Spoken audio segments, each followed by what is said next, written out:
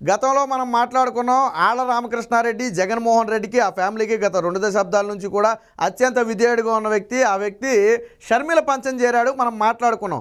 సరే, ఆయనకి అక్కడ మంగళగిరిలో టికెట్ లేదన్నారు, గంజి చిరంజీవిని ఇన్ఛార్జిగా ప్రకటించారు కాబట్టి మనస్తాపంతో షర్మిల వద్దకు వెళ్ళి ఉంటాడని చెప్పి చాలామంది భావించారు. అయితే అప్పుడు బలంగా నమ్మడానికి కూడా కారణం ఏంటంటే షర్మిలతో అప్పటికే ఆళ్ల రామకృష్ణారెడ్డికి మంచి సత్సంబంధాలు ఉన్నాయి. గతంలో కూడా అనేక సందర్భాల్లో రాయబారం కోసం జగన్మోహన్ రెడ్డి ఆళ్ల రామకృష్ణారెడ్డిని వాడుకున్నాడు. అసలు ఇప్పుడు కాదు, జగన్మోహన్ రెడ్డి జైల్లో ఉన్నప్పుడు షర్మిల పాదయాత్ర చేసినప్పటి నుంచి కూడా ఆళ్ల రామకృష్ణారెడ్డి షర్మిల వెంట ఉన్నాడు. సో షర్మిలతో కొద్ది గొప్ప సత్సంబంధాలు ఉన్న నేపథ్యంలో వెళ్ళుంటాడని చెప్పి చాలామంది భావించారు. బట్ ఇప్పుడు ఒక రహస్యం బయటపడుతుంది. ఏంటా రహస్యం అంటే ఆళ్ల రామకృష్ణారెడ్డి ఎల్లలా జగన్మోహన్ రెడ్డి పంపించాడు. మీకు విచిత్రంగా అనిపించినా ఇప్పుడు అదే నిజం అనే అనుమానం కలుగుతుంది. ఎందుకంటే షర్మిల ఎప్పుడైతే ఏపీ పీసీసీ అధ్యక్ష బాధ్యతలు చేపడుతుందో, కాంగ్రెస్ పార్టీ పగ్గాలు చేపడుతుందో అప్పటి నుంచి షర్మిల అటాక్ చేస్తుందని జగన్మోహన్ రెడ్డికి తెలుసు. కాబట్టి షర్మిల వెనక తనకు ఒక మనిషి ఉండాలి, తన మనిషి అయి ఉండాలి, ప్రతి సమాచారాన్ని తనకు చేరవేసే వ్యక్తి అయి ఉండాలని చెప్పి అన్నీ ఆలోచించి ఆళ్ల రామకృష్ణారెడ్డి అయితే అనుమానం రాదని చెప్పి కోవర్టు రాజకీయం చేయడం కోసం షర్మిల వద్దకు పంపాడనేది ఇప్పుడు ప్రధానంగా వినిపిస్తున్న వాదన.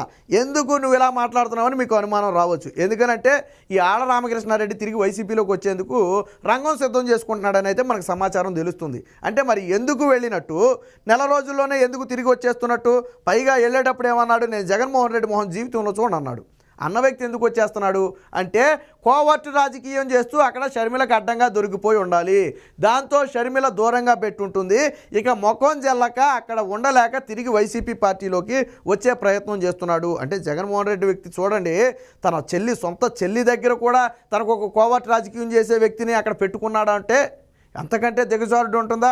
అంటే జగన్మోహన్ రెడ్డి లాంటి వ్యక్తి ఎలాంటి స్టెప్పులు వేస్తాడో రాజకీయంగా ఎదుటి వ్యక్తికి ఎవరికి ఊహలకు అందో జగన్మోహన్ రెడ్డి వేసే స్టెప్పులు.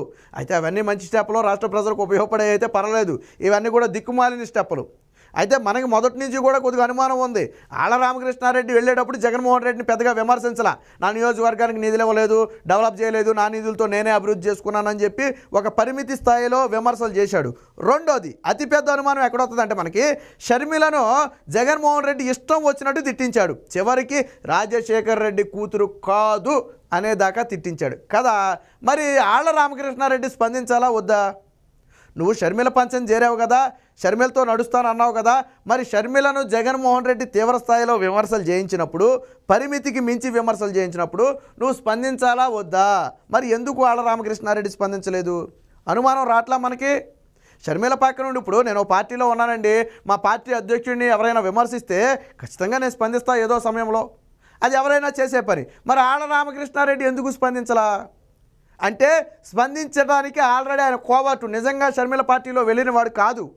అయితే ఈ కోవర్టు రాజకీయం చేస్తూ షర్మిలకు దొరికిపోయి ఉండాలి, లేదా షర్మిలకు అనుమానం వచ్చి దూరం పెట్టి ఉండాలి. ఈ రెండిట్లో ఏదో ఒకటి జరగటం వల్లే ఈరోజు తిరిగి మళ్ళీ జగన్ రెడ్డి పార్టీలోకి వచ్చేందుకు ఆళ్ల రామకృష్ణారెడ్డి సిద్ధమయ్యాడు. అయితే డైరెక్ట్గా ఇలా వెళ్ళిపోయి ఇలా వచ్చేస్తే ఈ అనుమానాలు బలపడిపోతాయి.